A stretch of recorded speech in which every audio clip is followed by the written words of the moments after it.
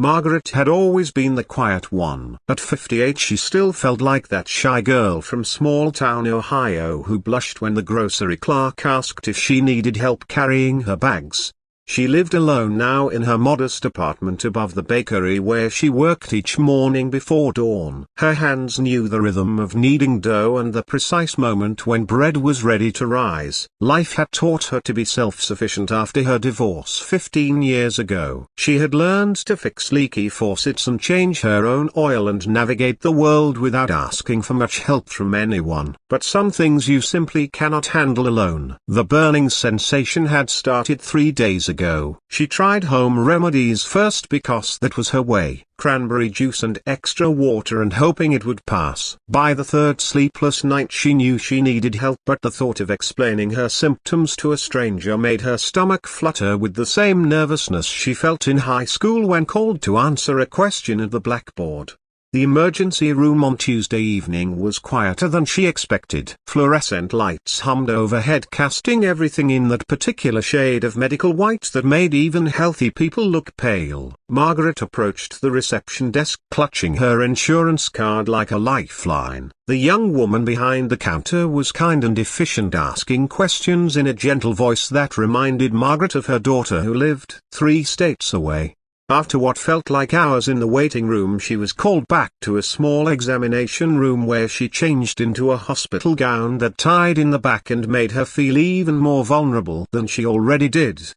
The knock on the door was soft, almost apologetic. Dr. William Hayes entered with the kind of presence that immediately put people at ease. He was probably in his early 60s with silver hair that looked like it had been silver for years and laugh lines around his eyes that suggested someone who found joy in everyday moments. He wore his white coat like it was simply another piece of clothing, not a symbol of authority. Margaret noticed his hands first as he washed them at the small sink. They were gentle hands with long fingers that looked like they might play piano in their spare time. When he turned to face her, his smile was genuine and reached his eyes in a way that made her shoulders relax just slightly. "Good evening, Margaret," he said, reading her name from the chart but saying it like he was greeting an old friend. "I understand you're having some discomfort." His voice carried no judgment, no impatience, despite the fact that it was nearly 9 o'clock and he had probably been working since early morning. Margaret felt her cheeks warm as she tried to find the words to explain why she was there. The symptoms felt too personal, too embarrassing to share with this distinguished man who probably dealt with much more serious emergencies than hers. Dr. Hayes seemed to understand her hesitation. He pulled up a chair beside her bed instead of standing over her with his clipboard. "Take your time," he said. "There's nothing you could tell me that I haven't heard before and nothing that would surprise me." His tone was matter-of-fact but kind, like a favorite teacher who made difficult subjects feel manageable. Slowly Margaret found her voice. She explained about the burning and the urgency and the sleepless nights spent worrying. Dr. Hayes listened without interrupting, nodding occasionally to show he was following along. When she finished, he thanked her for being so thorough and explained what tests he would need to run. "This is very common," he assured her. "More common than you might think and very treatable. Nothing to worry about, but we'll get you feeling better soon." As he worked, Dr. Hayes talked about ordinary things. He mentioned the bakery downstairs from her apartment, saying he had noticed their window display of fresh bread on his way to work that morning. He asked if she was the one responsible for the cinnamon rolls that made the whole block smell like heaven. Margaret found herself smiling for the first time in days. She told him about starting work at 4 in the morning when the world was still dark and quiet, about the satisfaction of watching dough transform into something nourishing, about the regular customers who had become like family over the years. Dr. Hayes listened like her stories mattered, like she mattered. He shared that he had tried to learn bread making once during medical school but had somehow managed to create what he called edible doorstops. The way he laughed at himself made Margaret laugh too. When the test results came back confirming a simple urinary tract infection, Dr. Hayes explained the treatment plan with the same careful attention he had given to her initial concerns. antibiotics for a week, plenty of fluids, and she should start feeling better within 24 hours. Nothing serious, nothing to be embarrassed about, just one of those things that happens. As he wrote out her prescription, Margaret found herself curious about this man who treated her embarrassing midnight emergency like it was the most important case of his day.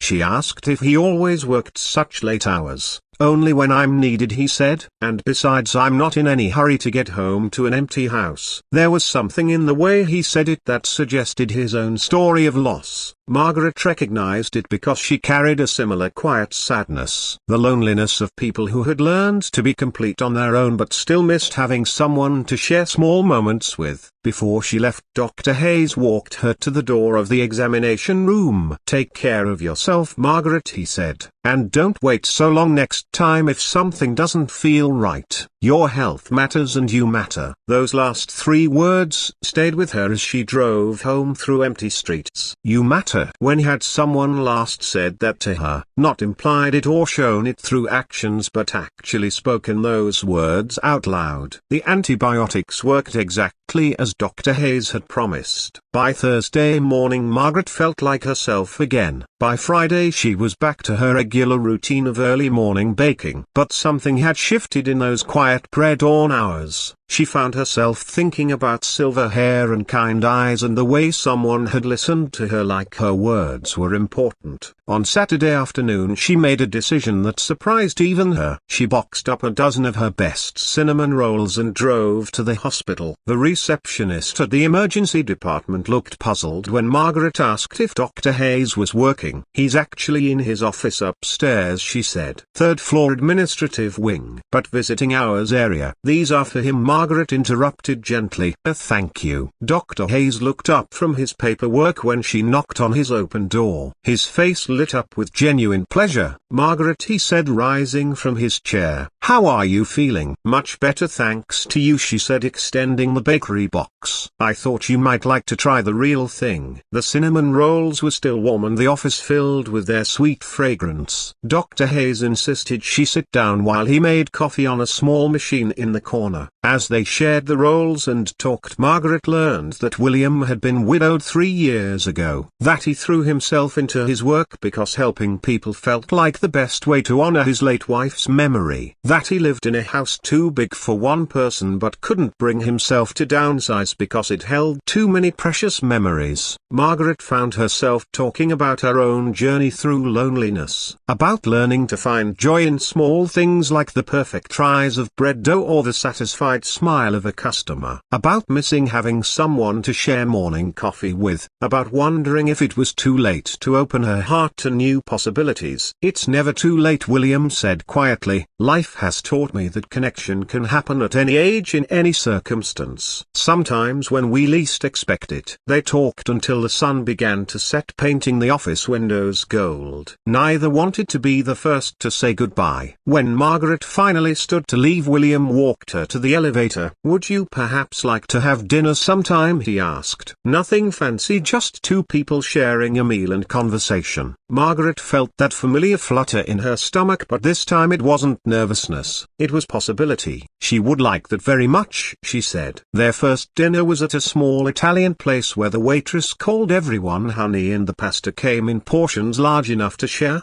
They talked about books and travel dreams and the small disappointments that had shaped their lives. William told her about his daughter who worried about him living alone. Margaret shared stories about her son who called every Sunday and always asked if she was meeting new people. They laughed about the well-meaning attempts of grown children to manage their parents' happiness. By their third dinner they had fallen into an easy rhythm. Margaret would bring fresh bread. William would provide wine and stories from his years in medicine. They discovered they both loved old movies and crossword puzzles and the sound of rain on windows. Months passed in this gentle courtship. Neither rushed toward anything more than companionship and the quiet joy of having someone who listened. Margaret learned that William had indeed played piano once upon a time. That he still owned the old upright that had belonged to his mother. That sometimes in the evening he would play play melodies from memory while thinking about the people he had loved. William discovered that Margaret had once dreamed of opening her own bakery, that she still sketched designs for wedding cakes in a notebook she kept beside her bed, that her greatest regret was not taking more chances when she was younger. One evening as they walked through the park near Margaret's apartment, William stopped beneath a streetlight. "Margaret," he said, taking her hand, "I want you to know something. That night you came to the emergency room, you weren't just another patient. You were someone who needed help and trusted me to provide it. That trust meant something. It still means something." Margaret felt tears prick her eyes. "You made me feel like I mattered," she said, "like my embarrassment and worry were valid, like I was worth your time and attention." "You are worth all of that and more," William replied. "You're worth everything good that life can offer." They stood there holding hands under the streetlight, two people who had found each other in the most unlikely circumstances. Two people who had learned that love doesn't always arrive with fireworks and dramatic gestures. Sometimes it comes quietly, like dawn breaking over a bakery window, like gentle hands and kind words in a sterile emergency room, like the courage to offer cinnamon rolls to someone who showed you compassion. Margaret and William were married the following spring in the small church where Margaret had been baptized 60 years earlier. She wore her grandmother's pearls and carried wildflowers from the field behind William's house. Their wedding cake was Margaret's own creation, 3 layers of vanilla sponge with raspberry filling and cream cheese frosting. At the reception, William played piano while their families danced. Later, Margaret's daughter pulled her aside. "Mom," she said, "I've never seen you this happy. You're glowing." Margaret looked across the room at her new husband, who was deep in conversation with her son. "He sees me," she said simply. "Really sees me, and I see him. That's all either of us ever wanted." That night as they sat on the porch of their shared home, William reached for Margaret's hand. "Thank you," he said. "For what?" she asked. "For trusting me with your vulnerability that first night, for teaching me that it's never too late to begin again, for showing me that the most beautiful love stories start with simple kindness." Margaret squeezed his hand. "Thank you for listening," she replied, "for making me feel worthy of care and attention, for proving that some emergencies lead to exactly where we need to be." They sat in comfortable silence watching fireflies dance in the gathering darkness. Two people who had discovered that sometimes the most profound connections begin with the courage to ask for help,